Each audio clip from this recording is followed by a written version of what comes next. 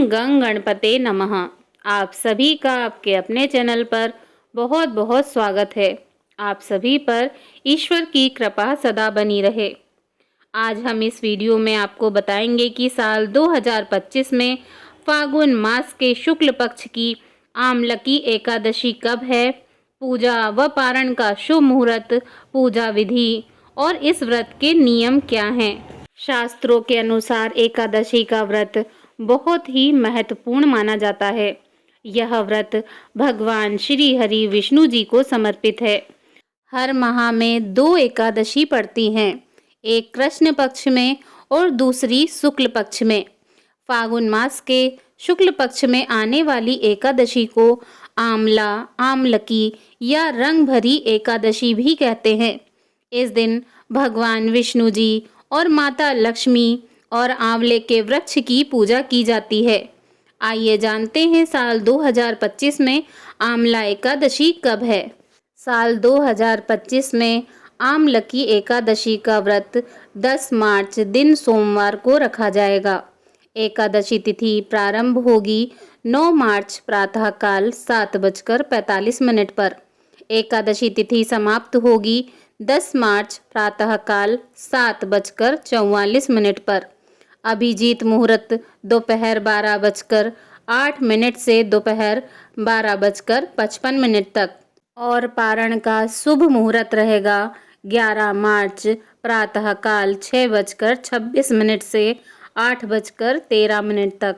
आइए जानते हैं आमलकी एकादशी पूजा विधि। आमलकी एकादशी के दिन प्रातःकाल स्नान करके स्वच्छ वस्त्र धारण करना चाहिए। बाद में व्रत का संकल्प लें। इसके बाद भगवान श्री हरि विष्णु जी का पूजन और फिर आंवले के वृक्ष का पूजन करें। पूजन में धूप, दीप, फल और पंचामृत शामिल करें। एकादशी व्रत में रात्रि जागरण करना अत्यंत शुभ होता है। आमलकी एकादशी के दिन भगवान विष्णु को आंवला और तुलसी पत्र अर्पित करें। अगले दिन द्वादशी तिथि को किसी जरूरतमंद व्यक्ति या ब्राह्मण को भोजन कराएं और दान दक्षिणा देकर व्रत का पारण करना चाहिए। आमलकी एकादशी का व्रत करने से कई फायदे मिलते हैं। हिंदू धर्म ग्रंथों के अनुसार यह व्रत सैकड़ों तीर्थ यात्राओं और यज्ञों के बराबर पुण्य देता है। इस दिन भगवान श्री हरि विष्णु जी की पूजा करने से पापों का नाश होता है और मोक्ष मिलता है। इससे जीवन के दुख दूर होते हैं और सुख समृद्धि आती है। यह व्रत जीवन में सकारात्मक बदलाव लाता है और साथ ही करियर, कारोबार में आगे बढ़ने के प्रयासों को सफलता मिलती है। आमलकी एकादशी को रंग भरी एकादशी भी कहते हैं और इस दिन से रंग खेलने का सिलसिला आरंभ हो जाता है। काशी में रंग भरी एकादशी धूमधाम से मनाई जाती है। पौराणिक मान्यताओं के अनुसार इस दिन भगवान शिव जी माता पार्वती से विवाह के बाद पहली बार काशी आए थे। रंग भरी एकादशी पर भक्त शिव जी पर रंग, अबीर और गुलाल उड़ाकर खुशी मनाते हैं। इस दिन से काशी में 6 दिन तक रंग खेलने की परंपरा शुरू होती है। मान्यता है कि शिव जी पर गुलाल चढ़ाने से जीवन सुखमय होता है। रंग भरी एकादशी का त्यौहार भगवान शिव और माता पार्वती के काशी आगमन का प्रतीक है। इसे काशी की संस्कृति का हिस्सा माना जाता है। रंग भरी एकादशी के दिन भक्त भगवान शिव और माता पार्वती को प्रसन्न करने के लिए विशेष पूजा अर्चना करते हैं। इस दिन भगवान शिव जी को लाल गुलाल अर्पित किया जाता है और माता पार्वती जी को श्रृंगार का सामान चढ़ाने से सुख समृद्धि की प्राप्ति होती है। रात में जागरण और भजन कीर्तन से भगवान शिव जी की विशेष कृपा प्राप्त होती है। इसके अलावा भगवान विष्णु जी के सामने 9 बत्तियों वाला दीपक जलाकर रात भर रखने का भी विधान है। ऐसा माना जाता है कि इससे घर में सुख, शांति और समृद्धि आती है। आइए जानते हैं आमलकी एकादशी के दिन ध्यान रखने योग्य बातें।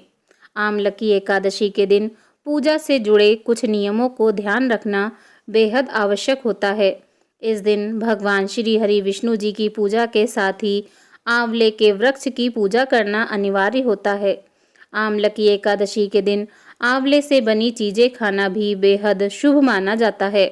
कहते हैं ऐसा करने पर अक्षय फलों की प्राप्ति होती है।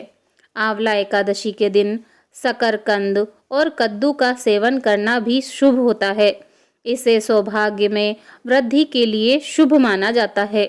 एकादशी के दिन मांस, मदिरा, तामसिक भोजन का सेवन भूलकर भी नहीं करना चाहिए। ऐसा करना बहुत ही अशुभ होता है।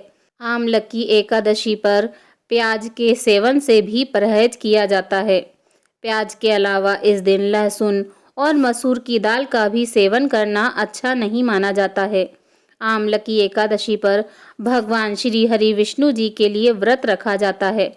इस दिन यह कोशिश की जाती है कि किसी भी तरह के बुरे ख्याल मन में न लाए जाएं। एकादशी के दिन पूजा में तुलसी के पत्ते शामिल किए जाते हैं, लेकिन इन पत्तों को एकादशी के दिन तोड़ने से परहेज करना चाहिए। तुलसी के पत्ते एक दिन पहले ही तोड़कर रख लेने चाहिए। एकादशी के दिन चावल नहीं ग्रहण करना चाहिए। इस दिन बाल, नाखून आदि नहीं कटवाने चाहिए। एकादशी के दिन व्रत कथा का श्रवण या पठन अवश्य करना चाहिए। अगर आप सभी को यह जानकारी पसंद आई हो तो वीडियो को लाइक करें, शेयर करें और मेरे चैनल को सब्सक्राइब करें। धन्यवाद। जय श्री राधे कृष्णा।